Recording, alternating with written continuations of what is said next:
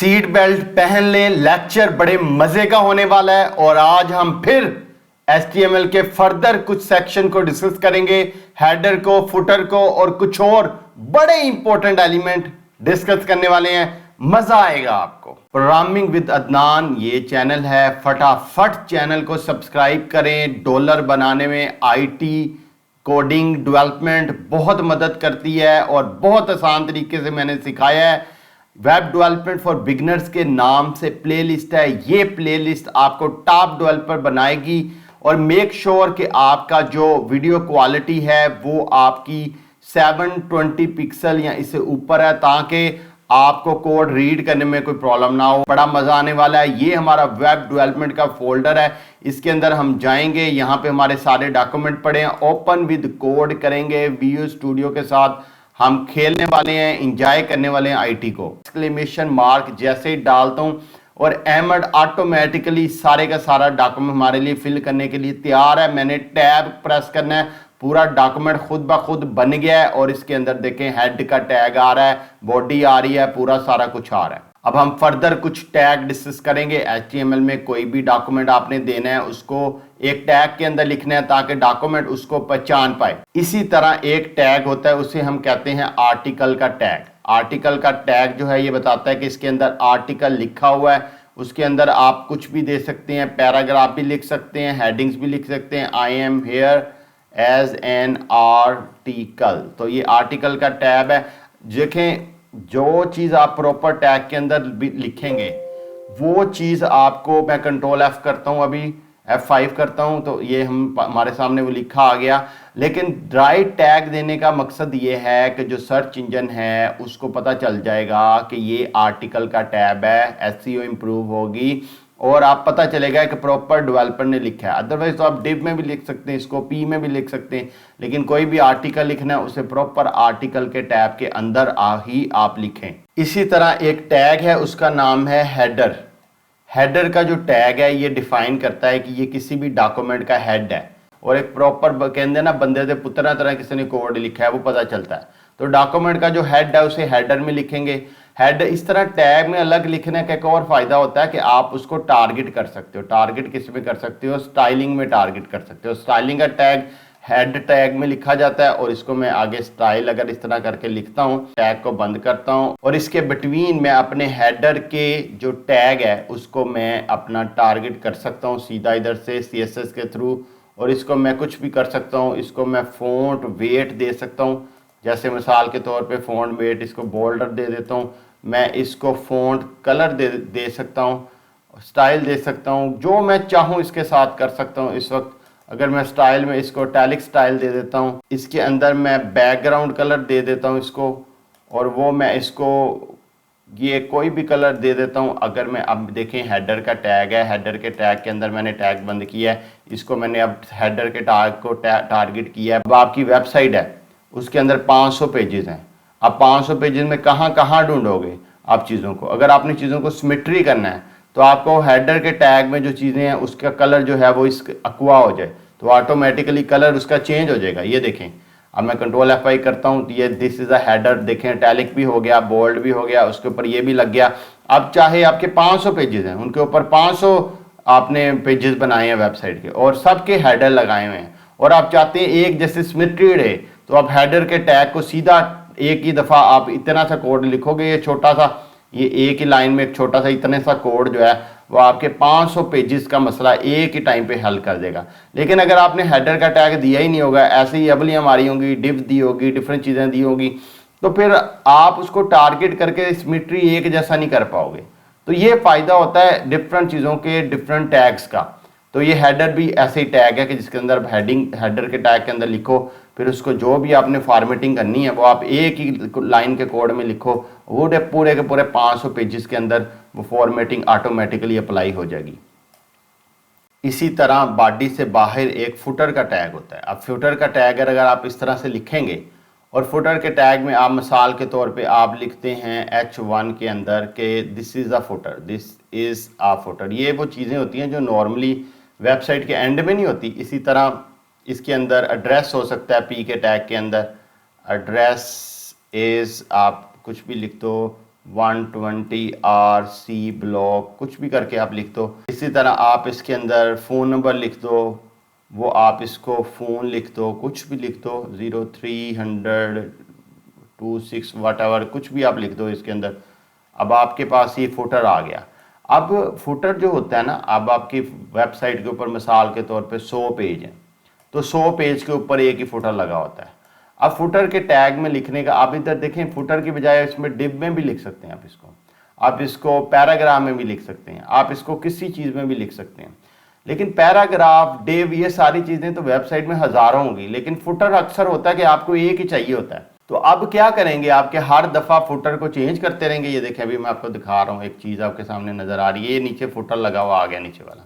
लेकिन अगर ये 500 पेजेस पे एक ही तरह का फुटर है, या चाहे आपने डिफरेंट तरह का हर पेज पे लगाया, लेकिन आप चाहते हैं यार मेरी जो फुटर है उसमें सिमेट्री हो, 100 पेज हैं, 150 पेज हैं वेबसाइट के, वो एक जैसा रंग हो उसके ऊपर, तो आपके लिए आसान हो गया कि आपने जब उसको फुटर के टैग के अंदर लिख लिया है, उसके बाद फुटर के टैग को आपने आईडी दे दी है, या कुछ आपने क्लास दे दिया है, या आपने कुछ भी नहीं दिया उसको, और इधर आके जो स्टाइल का टैग है जो ऊपर हमारा जो डॉक्यूमेंट को डेकोरेट करता है, ये मैंने पहले भी सिखाया, पिछली वीडियो में आप देख लें इसको, ये स्टाइल का टैग, इसके अंदर ही, स्टाइल के टैग के अंदर ही मैं सीधा फुटर को टारगेट करता हूँ, और फुटर को टारगेट करके ये मैं ब्रैकेट डालता हूँ, और अपनी ब्रैकेट डाल के मैं फुटर के टैग को कहता हूँ ये सारा जो डॉक्यूमेंट ऊपर मैंने किया है कि जी इसका फेट माउंट ये हो जाए, ये हो जाए, सारी चीज़ें, फेट फॉन्ट वेट जो है वो बोल्डर हो जाए, स्टाइल इटैलिक हो जाए, ये सारी चीज़ें मैंने जो इसको टारगेट किया है।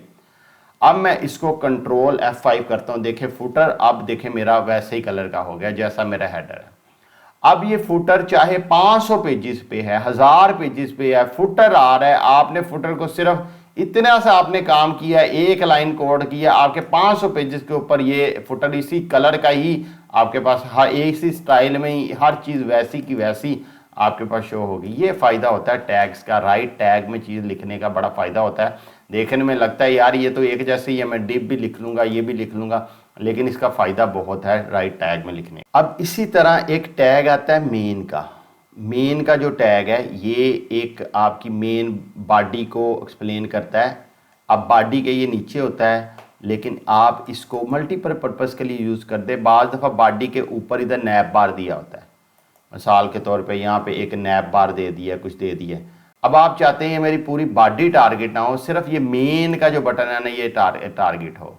तो मेन का जब आप डेफिनेटली जब टैग, मैं आपको बता रहा हूँ कि जब मेन का टैग है उसको ओपन करेंगे तो आप क्लोज भी करेंगे, उसके बिटवीन जो चीज़ है आप इसको कंट्रोल X करें इधर से, और कंट्रोल X करके ये जहाँ पे हमारी बॉडी एंड हो रही ना इससे पहले आप इसको दे दें, और आप सिर्फ और सिर्फ आप मिसाल के तौर पे इसको मैं एक H2 कह देता हूँ, बॉडी के ऊपर आपने दिया हुआ मेन के ऊपर आई एम बिफोर मेन, आपने ये मेन के बिफोर लिख दिया।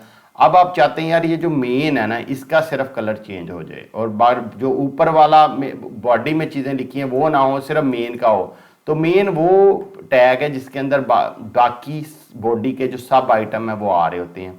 अब आप इसको देखें जाके, कंट्रोल F5 करता हूँ, अभी तो कुछ भी नहीं हुआ, आपको देख रहे लग रहा है यार एमी मेन लिख दिया, कोई फ़ायदा तो कोई नहीं हुआ। लेकिन अब फ़ायदा इसका क्या होना है, वो फ़ायदा बड़ा इजी सा फ़ायदा है, वो ये है कि मैं अब मेन को टारगेट कर सकता हूँ इस टैग के अंदर। तो एक तो मेरी SEO इंप्रूव होगी, मज़ा आएगा, किसी बंदे से पुत्र ने कोड लिखा है।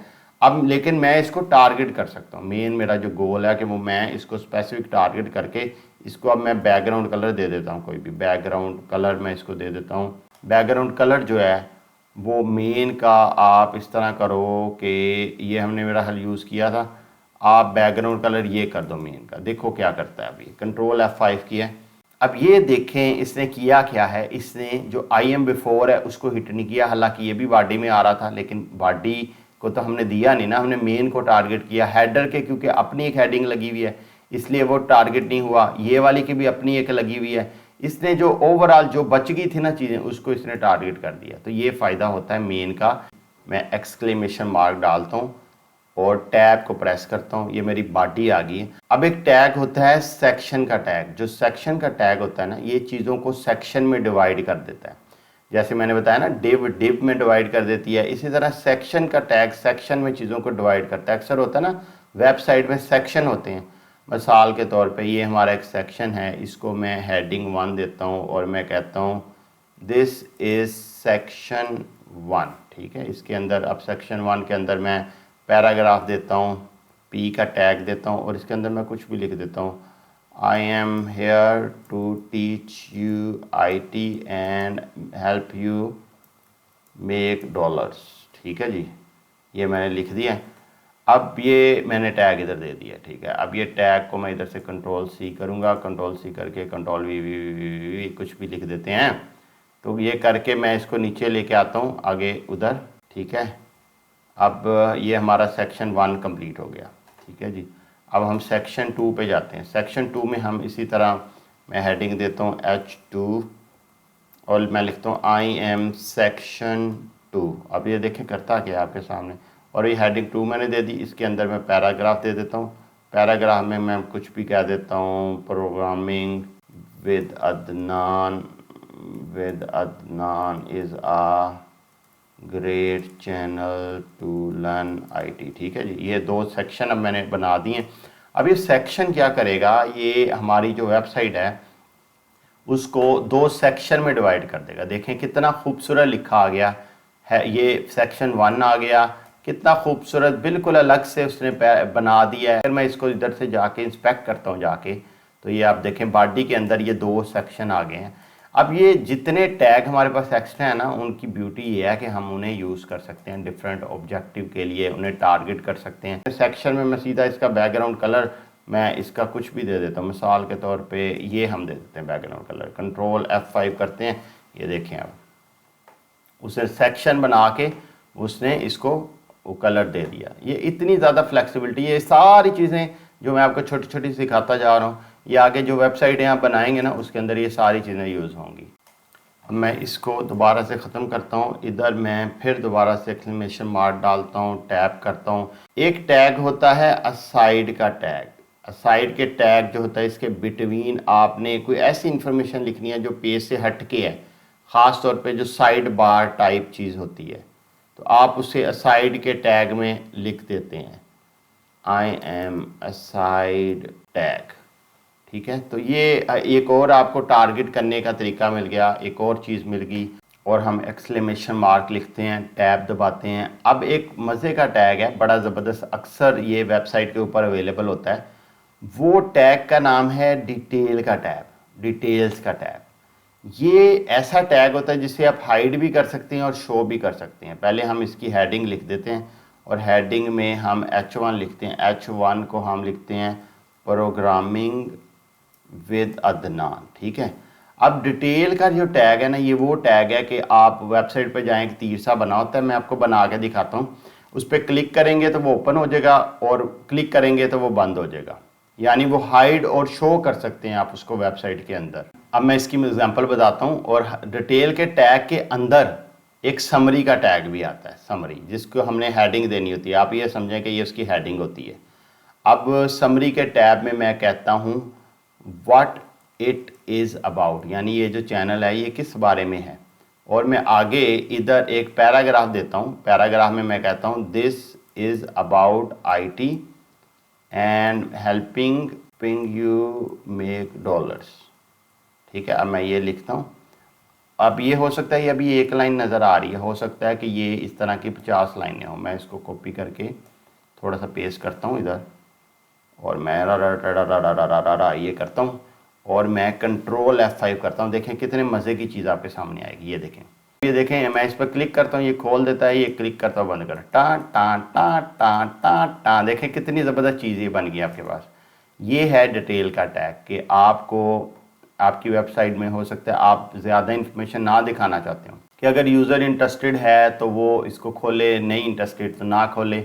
ये अक्सर जो फ्रीक्वेंट आस्क क्वेश्चन होते हैं वो ज़्यादा जगह ना घेरें, इसलिए ये टैग भी अक्सर यूज़ किया जाता है कि उस पर जब वो क्लिक करे तो वो खुल जाए, फिर क्लिक करे तो बंद हो जाए।